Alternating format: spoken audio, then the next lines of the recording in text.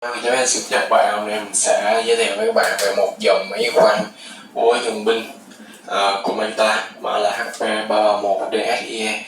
Và đây là hộp ngoài của chúng ta, và trên xe đây đã có đầy đủ thông tin của cái về máy chúng ta này. Mã máy pin sử dụng pin 12V lithium, sẽ có hai cục pin trong đây. Và đây là cái vỏ ngoài của máy chúng ta thôi, và giờ mình sẽ đi tới cái máy chúng ta.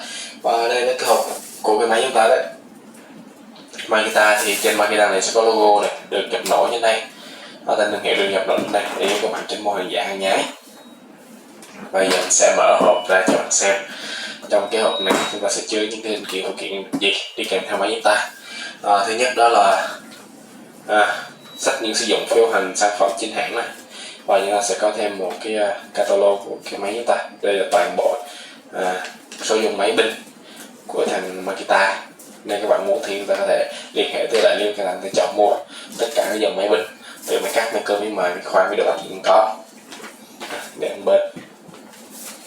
Và linh kiện đi kèm theo chúng ta sẽ có một cái mic 6mm, sẽ có một cục sạc DC10 SB, sạc pin 10.8 tới 12V, và chúng ta sẽ có hai cục pin 12V chính hãng của Makita, pin lithium 150A, một cục được rời và một cục được gắn trực tiếp vào máy chúng ta. Đây là cái cục pin này, lithium 150A 12V. Rất đẹp đúng không ạ? Đây, gắn nó lại, gắn nó vào. Và đây là cái chiếc máy của chúng ta. Chiếc pin thì gắn trực tiếp vào máy này, và thân ngoài của máy chúng ta sẽ có logo của Makita được nhập trên đây.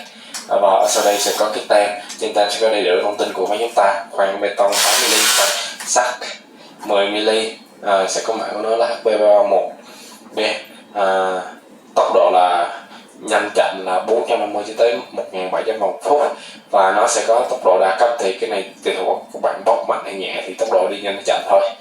Và nó sẽ có hai cái tốc độ là ba đập, nó là 6.750 và 25.500 một phút, là 25.500 lần một phút lần đập á. Và trên đây sẽ có điều chỉnh các tốc độ 1 và 2 này, và trên cái đầu chúng ta sẽ có những cái số. Đây là cái cấp nỗ lực của nó tới 18 cấp nỗ lực là, nên tùy thuộc vào công việc của chúng ta thì chúng ta sẽ chọn cấp nỗ lực nào phù hợp. Và chúng ta sẽ có những cái đường đây này chỉ là khoan búa, khoan sắt ở đây hết, khoan tường này, chúng ta có thể điều chỉnh, và đến các tốc độ nào phù hợp thì chúng ta xoay. Nó ta 18 cấp nỗ lực mà mình mới xoay tới 10 mình siết nó không nổi này, cầm nó không nổi này. Và nó sẽ có một cái pin ở đây nữa, khi mà bạn chỉ cần bóp cò nó sáng, và nó sáng thì bạn yên tâm, nó sẽ siêu nó tắt thôi chứ không phải là sáng hoài đâu. Và đây nó sẽ có thêm cái chuyển đảo chiều này, và thân ngoài nó rất là một cao su, cầm rất là chắc tay, có độ bám rất là tốt. Và đây nó sẽ có thêm một cái móc ngay quần cho chúng ta, và nó có thêm cái logo Makita này nữa, rất là kỹ. Thì mình đã giới thiệu với các bạn về dòng máy khoan búa Makita HP331DSIE. Cảm ơn các bạn đã xem video. Nếu các bạn thích, bạn hãy subscribe ở dưới, like kênh của mình để có thể cập nhật liên tục những video của mình, làm những dòng máy chính hãng giúp các bạn tránh mua hàng giả, hàng nhái. Cảm ơn các bạn, xin chào các bạn.